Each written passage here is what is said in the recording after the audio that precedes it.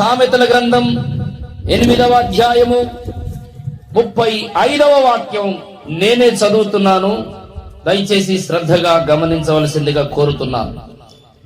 నన్ను కనుగొనువాడు జీవమును కనుగొనును, యెహోవా కటాక్షము వానికి కలుగును. ప్రభునందు ప్రియులారా, సామెతల గ్రంథం 8వ అధ్యాయము 35వ వాక్యం మనలో చాలా మందికి సుపరిచితమైన వాక్య భాగమే.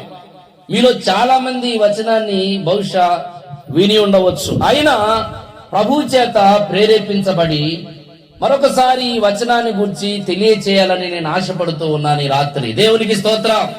దేవుని మాటలు ఈ రాత్రి మనం విందుముగాక.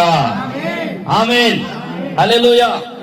సామెతల గ్రంథం 8వ అధ్యాయం 35వ వాక్యంలో నన్ను కనుగొనువాడు జీవమును కనుగొనును అనే ఒక ప్రవచనాత్మకమైనటువంటి మాటను తెలియజేస్తూ ఉన్నాడు.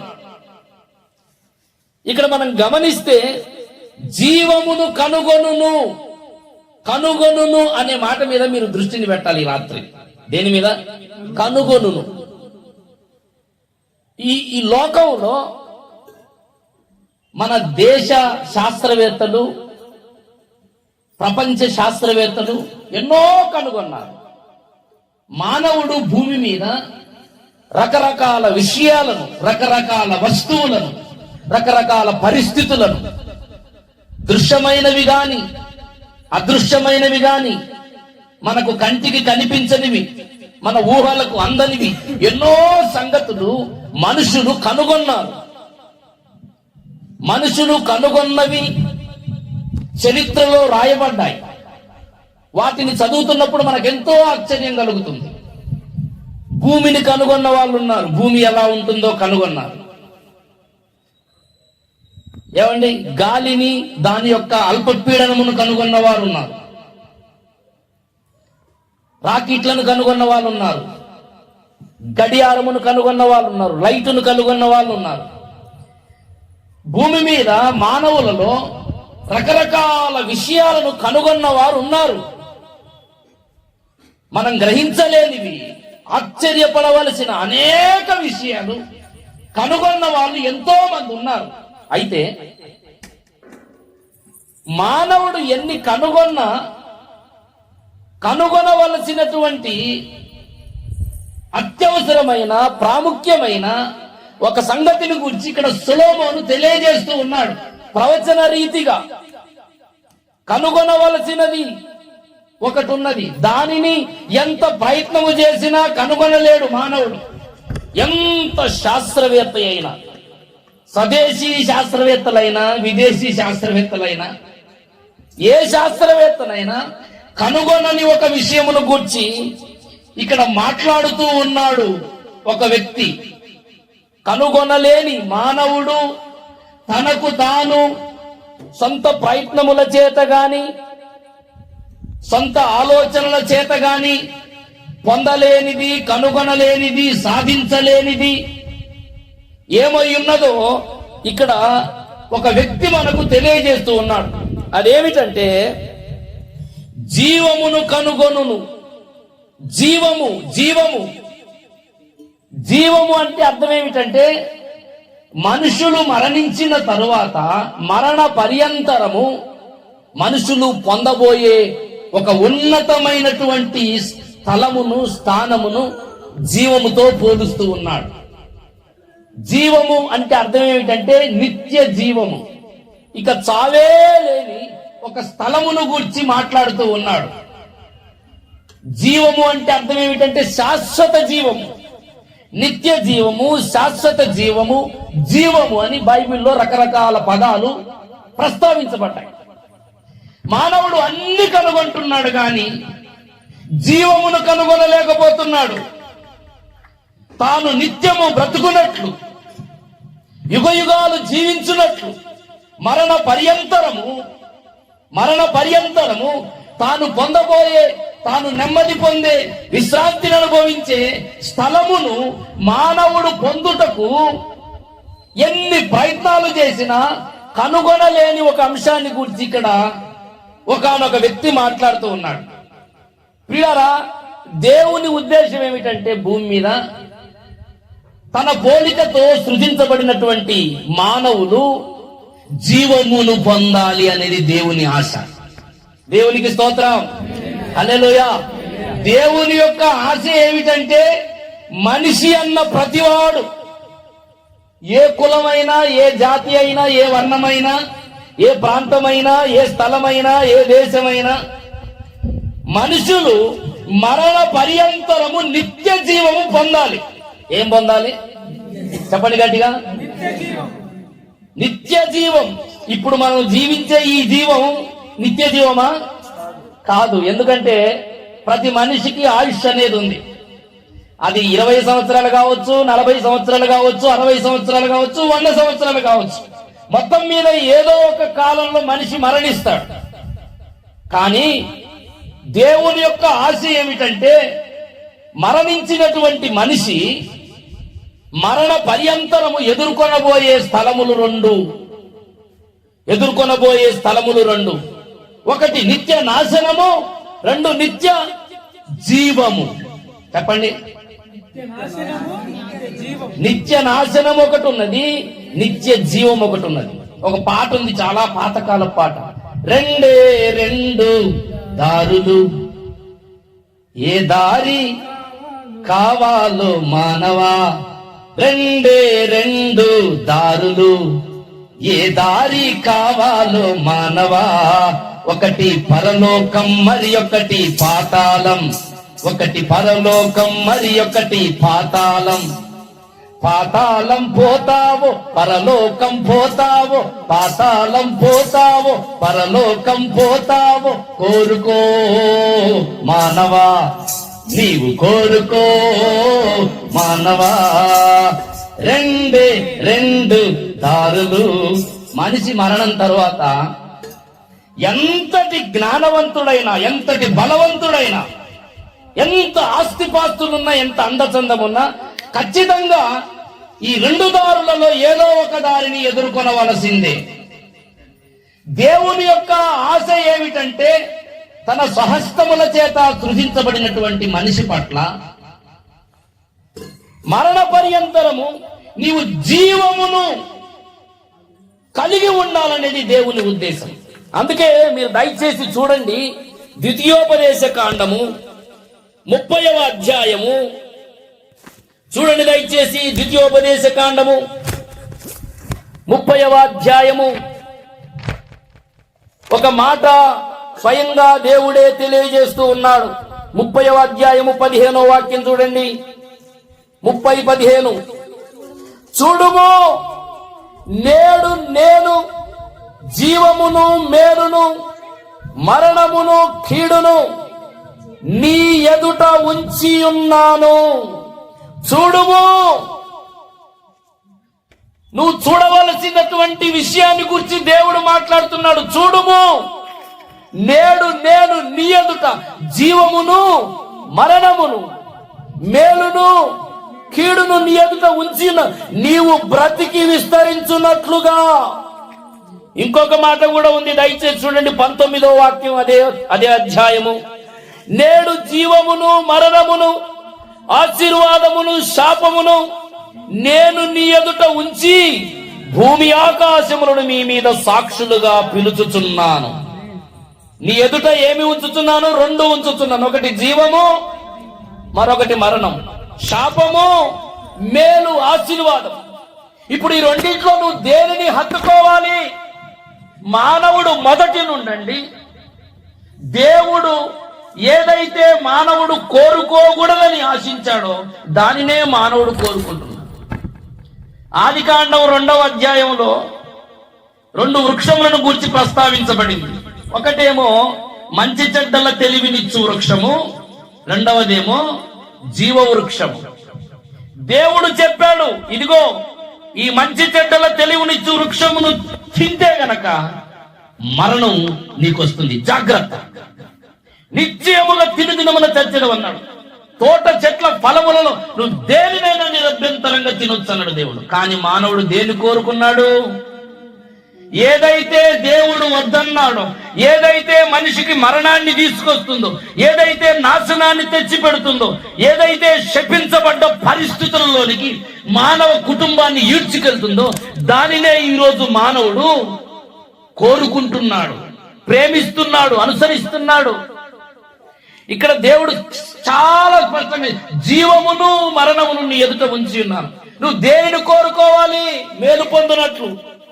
ఏమండి, అదే 30వ అధ్యాయము ద్వితీయోపదేశ కాండం 20వ వాక్యం చూడండి. నీ పితరులైన అబ్రహాము, ఇస్సాకు, యాకోబునకు ఆయన ప్రమాణము చేసిన దేశములో మీరు నివసించున్నట్లు యెహోవాయే నీ ప్రాణమునకును నీ దీర్ఘాయుస్సుకును మూలమై ఉన్నాడు. కాబట్టి నీవును నీ సంతానమును బ్రతుకుచు నీ ప్రాణమునకు మూలమైన నీ దేవుడని యెహోవాను ప్రేమించి ఆయన వాక్యమును విని ఆయనను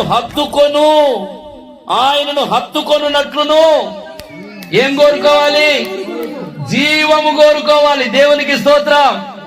ఏం దేవుడు తెలియజేస్తున్న మాట మానవులందరికీ. ఎవరికండి ఇది? కేవలం హల్లెలూయా పాట, యేసయ్య పాట పాడుకునే వాళ్ళక ఈ మాట? కాదు. మానవులందరికీ దేవుడు తెలియజేస్తున్న మాట ఏమిటంటే, జీవమును కోరుకొనుడి, ఆశీర్వాదము మేలు కోరుకొనుడి.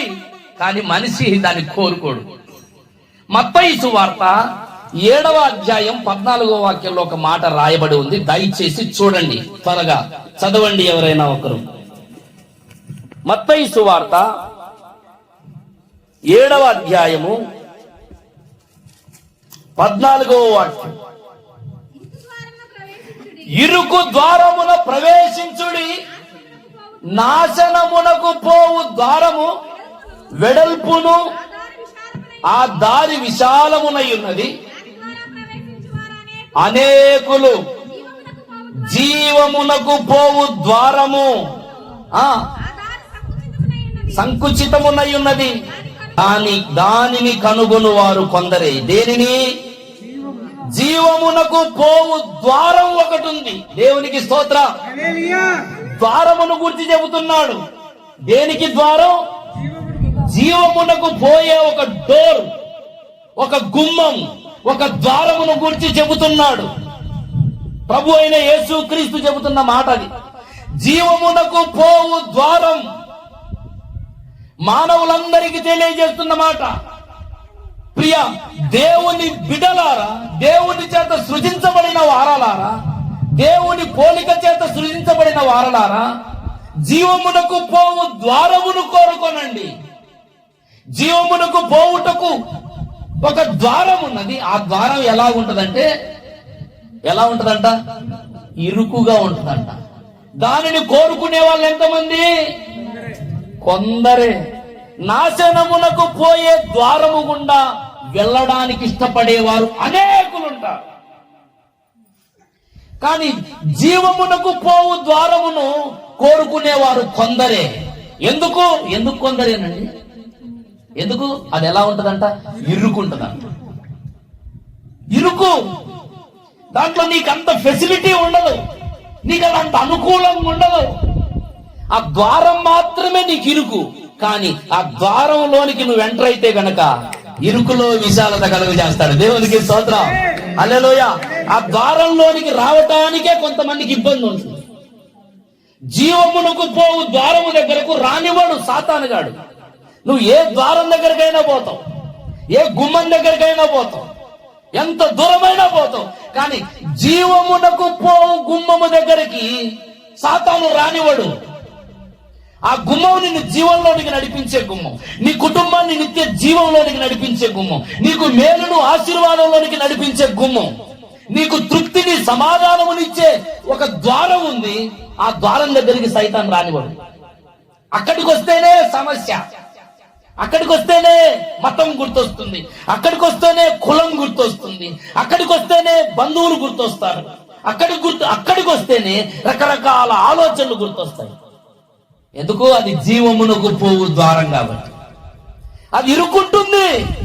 కానీ ఆ మార్గములోనికి నువ్వు ప్రవేశించడానికి ప్రయత్నం చేస్తే దేవునికి స్తోత్రం. నీ జీవితం గొప్ప విశాలకరమైన అనుభవం పొందుకుంటుంది. హల్లెలూయా. ఆ ద్వారంలోనికి నువ్వు ప్రవేశిస్తే మేలు పొందుతావు. ఆ ద్వారంలోనికి ప్రవేశిస్తే ఆశీర్వాదం పొందుతావు. ఆ ద్వారంలోనికి ప్రవేశిస్తే స్వస్థత పొందుతావు, విడుదల పొందుతావు. నీ జీవితానికి కావలసిన విలువలన్నీ ఆ ఇరుకు ద్వారం గుండా ప్రవేశించిన తర్వాత నువ్వు పొందుతావు. దేవునికి స్తోత్రం. హల్లెలూయా, హల్లెలూయా. అక్కడికి రానివాడు సైతానుగాడు. జీవమునకు పోవు ద్వారమును కోరుకునే వాళ్ళు కొందరే. యేసు ప్రభువు వారు ఒక ప్రాంతంలో దేవుని రాజ్య సువార్తను ప్రకటిస్తూ సంచరిస్తున్న కాలంలో ఒక యవనస్తుడు యేసు ప్రభు దగ్గరికి వస్తాడు. మత్తయి సువార్త 19వ అధ్యాయము 16వ వాక్యము ఒక్కసారి చదవండి. మత్తయి సువార్త. ఇదిగో ఒకడు బోధకుడా, నిత్య జీవము పొందుటకు ఏమి పొందుటకు? నిత్యము జీవించే ఒక జీవం ఉంది. ఆ యవనస్తునికి ఎందుకో కోరిక కలిగింది, నేను చనిపోయిన తర్వాత యుగ యుగాలు జీవించే ఆ జీవం నాకు కావాలయ్యా. ఈరోజు మనుషులు ఆలోచిస్తున్నారా చెప్పండి? రోటీ కపడా ఔర్ మకాన్ అంటే తినడానికి తిండి, కట్టుకోవడానికి బట్ట, ఉండటానికి నీడ ఉంటే చాలు.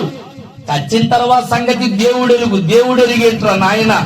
బ్రతికిన కాలంలో నేను ఆ సంగతి ఎరగకపోతే చాలా ప్రమాదం ఉంది. దేవుడు ఎరిగేమిటి? నువ్వు ఎరగాలి ముందు. ఎరగనివ్వకుండా నీ చెవులను కన్నులను మూసేస్తున్నాడు దుష్టశక్తి. ఆ యవనస్తునికి ఒక కోరిక కలిగింది. ఏంటా కోరిక అంటే, బోధకుడా, నిత్య జీవమును నన్ను పొందాలంటే ఏం చేయాలి? ఈ రోజున ఎంతమంది కోరుకుంటున్నారు నిత్య జీవాన్ని, జీవమునకు పోవు మార్గాన్ని? సామెతల గ్రంథం 1వ అధ్యాయము 20వ వాక్యం చూడండి. జ్ఞానము వీధులలో కేకలు వేయుచున్నది, సంత వీధులలో బిగ్గరగా పలుకుతున్నది, గొప్ప సందడి గల స్థలములలో ప్రకటన చేయుచున్నది, పురద్వారములలోను పట్టణములలోను జ్ఞానము ప్రచురించుచు. ఓ ఎట్లనగా మీరెన్నాళ్ళు జ్ఞానము లేని వారుగా ఉండకూడదురు, అపహాస్యకులారా మీరెన్నాళ్ళు అపహాస్యము చేయుచుందరు.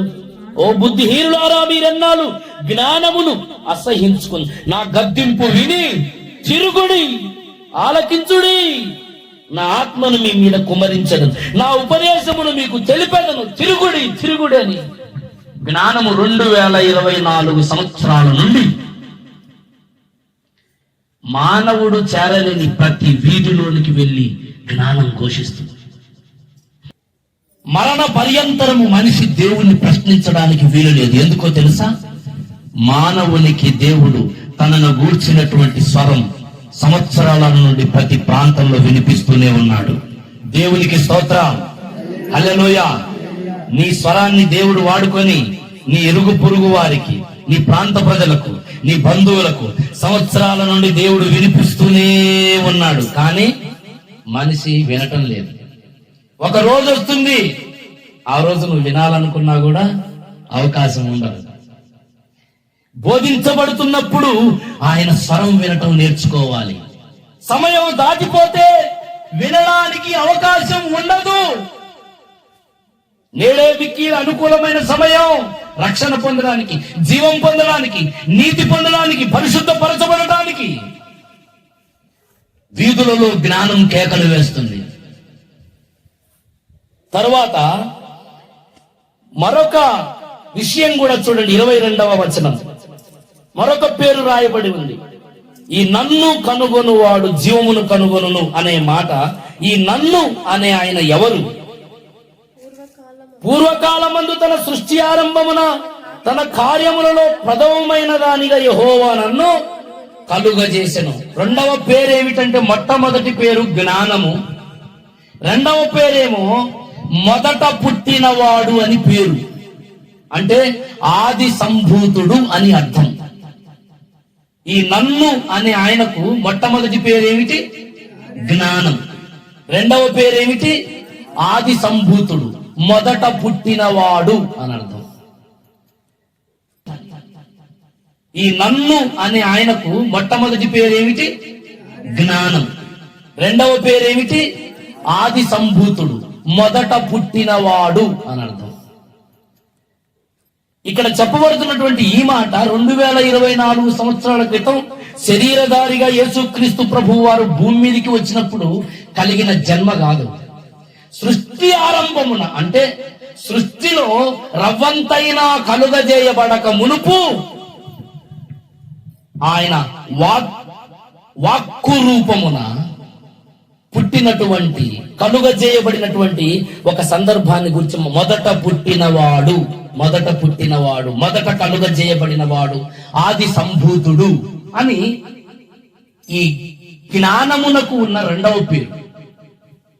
మీరు ఆలోచించండి, సృష్టిలో మొదట పుట్టిన వారు ఎవరు? మొదట పుట్టిన ఆయనను మనం ఎలా గుర్తుపట్టాలి? ఆయనను గూర్చి ఈరోజు సహజంగా మనం యేసుక్రీస్తే అని అన్నాం అనుకోండి, చాలా మందికి కోపం వస్తుంది. కానీ ఈ మొదట పుట్టిన వారిని గురించి బైబిల్ గ్రంథమే కాదు, మీకు తెలుసా, వేదాలు ఉన్నాయి. మన హైందవానికి 4 ప్రాముఖ్యమైన వేదాలు ఉన్నాయి. చతుర్వేదాలు: ఋగ్వేదం, యజుర్వేదం, సామవేదం, అథర్వేదం. కృష్ణ యజుర్వేదం అని ఒక వేదం ఉంది. ఆ వేదంలో 2వ కాండం 26వ మంత్రంలో ఒక మాట ఉంది. ఏమనంటే, గొర్రెగారు మీరు మొదట పుట్టినారు అని ఉంది. ఏమనుంది? గొర్రెగారు మీరు. ఒకవేళ మనం ఒక గొర్రెను పట్టుకొని గొర్రెగారు మీరు మొదట పుట్టినారు అంటే దానికి ఏమైనా అర్థమైందా? ఆ మాట చెప్పేటటువంటి వ్యక్తులు ఎవరు? వేద ఋషులు. ఆ మాట చెప్పేటప్పుడు అసలు వాళ్ళ దృష్టిలో సృజించబడిన గొర్రెనా లేకపోతే మరొకట? ఒకవేళ గొర్రెనే అనుకుందాం. గొర్రె మొదట పుట్టడం ఏంటి? కాదు. వాళ్ళ దృష్టిలో ఏదో ఒక అద్భుతమైన ప్రవచనాత్మకమైన విషయాన్ని గురించి మాట్లాడుతున్నారు. ఈరోజు యేసుప్రభుని గురించి లోకంలో చాలా మంది హాస్యంగా మాట్లాడతారు, గొర్రె పిల్లలు అని. బైబిల్ గ్రంథమే కాదు, అన్ని గ్రంథాలు చెబుతున్నాయి. అసలు వేదవేద్యులు, వేద ఋషులు ఆయన ఎంత అభిమానించారో తెలుసా? గొర్రెగారు మీరు మొదట పుట్టినారు, మీ తర్వాతనే ఏదైనా. దేవునికి స్తోత్రం.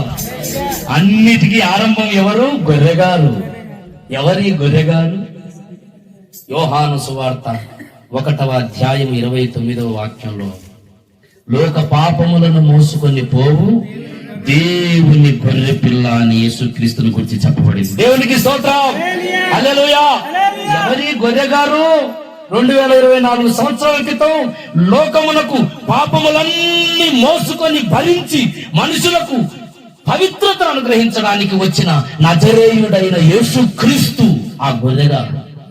దేవునికి స్తోత్రం. ఆయనని ఈ రోజు నువ్వు ఆరాధిస్తున్నావు, ఆయనను అనుసరిస్తున్నావు. ఆయన కలిగిన నువ్వెంతో ధన్యుడివి, ధన్యురాలివి. దేవునికి స్తోత్రం. ఆయన్ని బట్టి అతిశయించాలి, గంతులు వేయాలి. సృష్టి ఆరంభమున ఆది సంభూతుడైనటువంటి ఆయనను నేను కనుగొన్నాను. దేవునికి స్తోత్రం. హల్లెలూయా. నేను కనుగొన్నాను. చెప్పండి అందరూ, ఎవరిని కనుగొన్నాను? జ్ఞానమును కనుగొన్నాను. ఎవరిని కనుగొన్నాను? ఆది సంభూతుణ్ణి కనుగొన్నాను. దేవునికి స్తోత్రం. కొరింథీయులకు రాసిన పత్రికలో యేసుక్రీస్తుకు పెట్టబడ్డ పేర్లలో ఏం పేరు? దేవుని జ్ఞానమై ఉన్నాడనే పేరు ఆయనకు పెట్టబడింది. నేను ఈరోజు జ్ఞానమును కనుగొన్నాను. నేను ఈరోజు ఆది సంభూతుణ్ణి కనుగొన్నాను. జీవమును కనుగొనాలను ఆశపడుతున్నావా? అయితే జ్ఞానముగా ఘోషిస్తున్న క్రీస్తును కనుగొనాలను, క్రీస్తు నొద్దకు రావాలి. జీవమును పొందాలని ఆశిస్తున్నావా? అయితే ఆది సంభూతుని యొద్దకు నువ్వు రావాలి. ఆయన మొదట పుట్టిన వాడు, సృష్టిలో రవ్వంతైనా లేక మునుపు ఆయన మాత్రమే ఉన్నాడు. దేవునికి స్తోత్రం.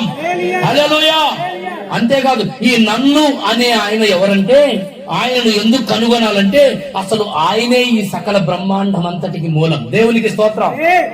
ఆయనే ప్రధానమైన వాడు, ప్రథమముగా ఉన్నవాడు ఆయనే. ఇంకొక మాట కూడా చెప్పబడింది, 30వ వచనం చూడండి, సామెతలు 8:30. నేను ఆయన యొద్ద ప్రధాన శిల్పినై శిల్పి. దేనికి శిల్పి? సృష్టికి శిల్పి. దేవునికి స్తోత్రం. సృష్టికి శిల్పకారుడు, జగతికి ఆది సంభూతుడు, దేవుడు దేవుడు యేసే దేవుడు. నన్ను కనుగొనువాడు జీవమును కనుగొనును అని అంటున్న ఆయన ఎవరు అంటే జ్ఞానమయ్యున్నవాడు. ఆయన ఎవరు అంటే ప్రథమముగా కలుగజేయబడిన ఆది సంభూతుడు. ఆయన ఎవరంటే ప్రధాన శిల్పి. ఈ రోజు మనం అనుభవిస్తున్న ఈ భూమి, ఆకాశం, నక్షత్ర మండలాలను కలుగజేసిన వాడు ఆయన, ప్రధాన శిల్పి. దేవునికి స్తోత్రం.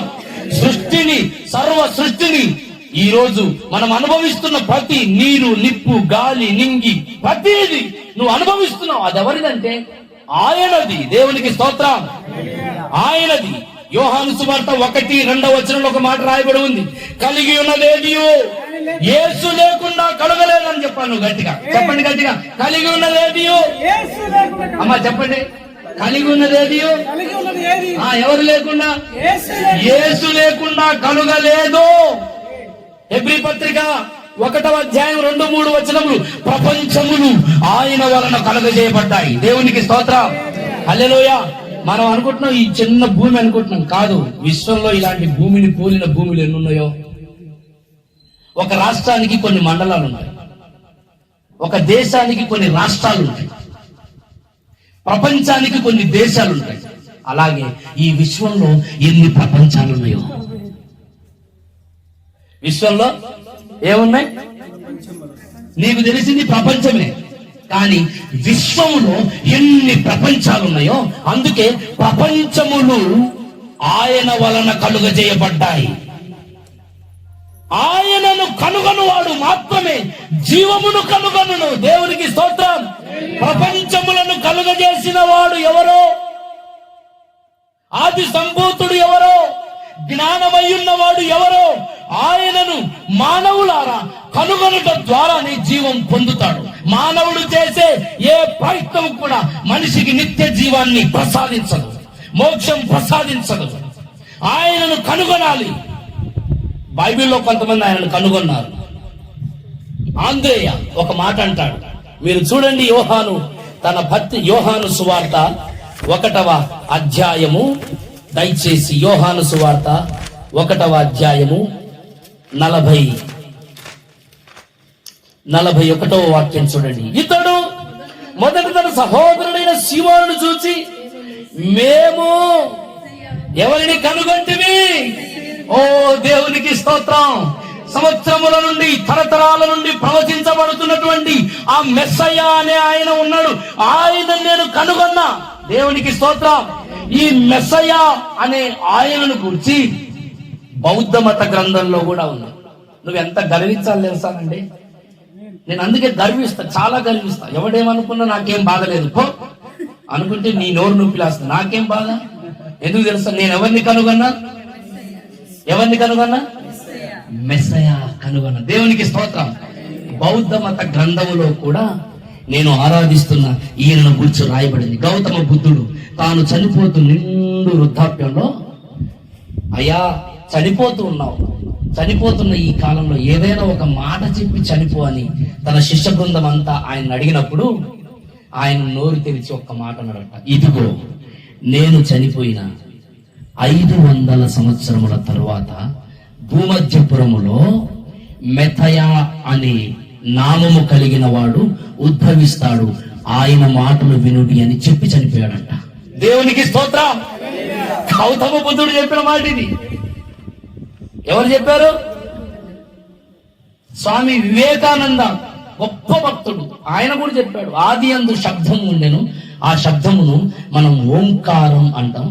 ఆ ఓంకారమే క్రీస్తు ఆయనని ప్రబోధ రత్నాకరం అనే పుస్తకంలో ఆయన ఒకరోజు ఉదయకాలమున శిష్యులకు చెప్పడానికి పూనుకున్నప్పుడు యోహాను సువార్త 1:1 చెప్పి ఈ మాటను ఎత్తుకున్నాడు. ఆ పుస్తకం నా దగ్గర ఉంది, కావాలంటే మీరు ఎవరైనా ఇంట్రెస్ట్ ఉంటే చదువుకోవచ్చు. ఆయనను కనుగొనాలంటే ఏం చేయాలి? తరచి చూడాలి, చదవాలి, వెతకాలి. మానవులకి ఈరోజు బిజీ లైఫ్. ఎడ చదువుతాడు, నోటికొచ్చింది ఆ నోట ఈ నోట విని యేసుప్రభు దేవుడు కాదు, యేసుప్రభు తక్కువ కులం. ఏం కులం తక్కువ? కులం తక్కువ దేవుడు కాదు. ఈయన ఎవరు? సమస్త లోకములను కలుగజేసిన వాడు. దేవునికి స్తోత్రం. సకల బ్రహ్మాండములు కలుగజేసిన వాడు ఆయన. ప్రపంచములను కలుగజేసిన వాడు ఆయన. దేవునికి స్తోత్రం. హల్లెలూయా. ప్రపంచములను కలుగజేసిన వాడు ఆయన. సర్వకృపానిదేవు దేవుడు ఆయన. సర్వశక్తిమంతుడు ఆయన. దేవునికి స్తోత్రం. ఆయన నీతో ఉండగా నువ్వు ఎందుకు భయపడాలని? ఇంకా ఆమేన్, ఆమేన్. నువ్వు ఎవరి యొద్దకు వచ్చావు? ప్రపంచములను కలుగజేసిన దేవుని యొద్దకు వచ్చా. ఆయన్ని కనుగొన్నావు నువ్వు. హల్లెలూయా, హల్లెలూయా. ఎట్లా కనుగొన్నావో ఏమో. ఎవరో ఒకరు వచ్చి చిన్న మాట నువ్వు పట్టుకున్నావు, ఆయన్ని కనుగొన్నావు. అంటే నువ్వు ఇప్పుడు ఏం కనుగొన్నట్టు? నన్ను కనుగొనువాడు జీవమును కనుగొను. దేవునికి స్తోత్రం. ఉచితంగా జీవములోనికి ప్రవేశం వచ్చేసింది. జీవమునకు పోవు ద్వారము ఎవరు? ఆయనే.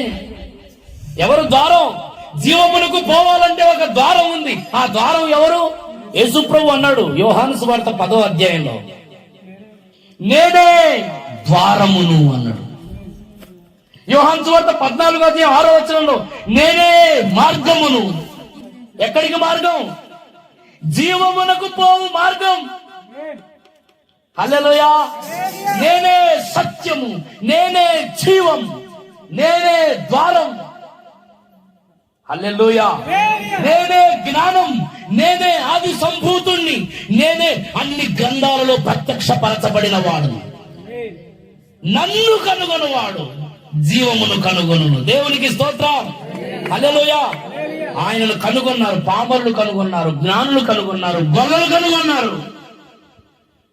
ఆయనను కనుగొనే విషయంలో నీకు ఒకవేళ ఇంకా సమయం ఇచ్చాడు ఆయన. ఈ రోజైనా ఆయనను కనుగొను. ఇంకొక భక్తుడు ఒక మాట అంటాడు, యోహాను సువార్త 1వ అధ్యాయము దయచేసి 45వ వాక్యం చూడండి. 44, 45. ఫిలిప్పు బెత్సయిదా వాడు అనగా ఆంద్రేయ పేతురు వారి పట్టణ కాపురస్తుడు ఫిలిప్పు నతనీయులను కనుగొని ధర్మశాస్త్రములో మోషేయు ప్రవక్తలను ఎవరిని గూర్చి వ్రాసిరో ఆయనను కనుగొంటిమి అని చెబుతున్నాడు. కనుగొంటిమి. ఈ రోజు ప్రజలు ఏం కనుగొంటారు తెలుసా? ఒకడు కొండను తవ్వి ఎలకను పట్టినట్టుగా ఏదేదో తరిచి ఏం మాట్లాడుతున్నారో, ఏం చెబుతున్నారో, సమాజానికి ఎటువంటి సందేశం ఇస్తున్నారో అర్థం కావట్లేదు. సమాజాన్ని పాడు చేసే చీడ పురుగులు ప్రతి స్థలంలో ఉన్నారు. పిల్లరా, నువ్వు జీవం పొందాలంటే ఈ భూమి మీద ఇంకెవ్వరు లేరు. యేసుక్రీస్తును కనుగొనటం తప్ప, యేసుక్రీస్తును ఆరాధించటం తప్ప, యేసును వెంబడించటం తప్ప. యేసు తల్లి కూడా కాదు. జీవమును నువ్వు కనుగొనాలంటే ప్రభు ఏం చెప్పాడు? నన్ను కనుగొనువాడన్నాడు. నన్ను కనుగొనువాడు. యేసుక్రీస్తు యొక్క తల్లిని వెంబడించిన జీవమును నువ్వు పొందలేవు. చరిత్రలో గొప్ప వాళ్ళను వెంబడించిన జీవమును పొందలేవు. దేవుళ్ళు దేవతలని పిలువబడుతున్న వారిని ఆరాధించిన జీవమును పొందలేవు. పిలువబడుతున్నారు, వాస్తవమే అది. కానీ అసలు ఆరాధించదగినటువంటి వాడు ఎవరంటే సమస్త లోకములను కలగజేసిన వాడు. హల్లెలూయా, హల్లెలూయా. ఆయనను మనం కనుగొనాలి. ఈరోజు ఆయనను కనుగొని ఆయన ఎద్దకు వచ్చి ఆయన ఆరాధించే నీ జీవితం ఎంత ధన్యమైనది. నన్ను కనుగొన్నవాడు జీవమును కనుగొనును, యెహోవా వలన వానికి ఏం కలుగును? కటాక్షము కలుగును. ఆయనను కనుగొనే వానికి ఏం కలుగుతుందో తెలుసా? కటాక్షము కలుగుతుంది. కటాక్షము ఎంత గొప్పదో తెలుసా? సామెతల గ్రంథంలో మీరు వెతకండి. కటాక్షము దాని వలన కలిగే లాభాలేంటి? కలుగును. ఏం కలుగును? ఆయన వలన ఆయనను కనుగొనే వానికి ఆయన వలన కలిగే లాభాలు ఏమిటంటే అదే సామెతలు 8. చకచక ఒక్క మాట చెబుతా నేను, త్వరగా చూడండి. సామెతలు 8. ఆయనను కనుగొను వానికి ఆయన వలన కలిగేది ఏమిటంటే 16వ వాక్యం చూడండి. నా వలన అధిపతులను లోకములోని గనులైన న్యాయాధిపతులందరూ ప్రభుత్వము చేయుదురు. దేవునికి స్తోత్రం. నన్ను కనుగొనువాడు ప్రభుత్వము చేయువాడుగా ఉంటాడు. ఇంకా 17వ నన్ను ప్రేమించు వారిని నేను ప్రేమించుచున్నాను. నన్ను జాగ్రత్తగా వెనుకువారు నన్ను కనుగొందురు. ఐశ్వర్య ఘనతలను స్థిరమైన కలిమియు నీతియు. అబ్బా, దేవునికి స్తోత్రం. ఆయన ఎందుకు కనుగొనాలంటే ఆయన యొద్ద ఐశ్వర్యము, ఘనత, స్థిరమైన కలిమి, సంపద ఆయన యొద్ద ఉన్నాయి. పౌలు భక్తుడు చెప్తాడు, బుద్ధి జ్ఞాన సర్వ సంపదలు యేసు క్రీస్తునందు గుప్తములై ఉన్నవి. ఆయనను కనుగొను. వెంటను కనుగొంటావెందుకు? పనికి మారిన విషయాలను కనుగొంటావెందుకు? పనికి రాని దాని కొరకు నీ సమయాన్ని వెచ్చిస్తావెందుకు? నిన్ను సృష్టించిన సృష్టికర్తను కనుగొను. నిన్ను సృష్టించిన సృష్టికర్తను కనుగొను. ఆది సంభూతుని కనుగొను. నీకు ఘనత, మేలు, సకల సంపదలనిచ్చే ఆయనను కనుగొను. ఇంకా 19వ వాక్యం కూడా చూడండి. మేలిమి బంగారము కంటేను, అపరంజి కంటేను నా వలన కలుగు ఫలము ఓ మంచిది. ప్రశస్తమైన వెండి కంటే నా వలన కలుగు వచ్చుబడి దొడ్డది. 21వ వాక్యం నన్ను ప్రేమించు వారిని ఆస్తికి కర్తలుగా చేయదు. దేవునికి స్తోత్రం. హల్లెలూయా. ఏమండి, ఆయన ఎందుకు కనుగొనాలంటే ఆయన యొద్ద ఘనత. చెప్పండి అందరూ, ఆయన యొద్ద ఘనత. రెండవది స్థిరమైన కలిమి, ఐశ్వర్యం.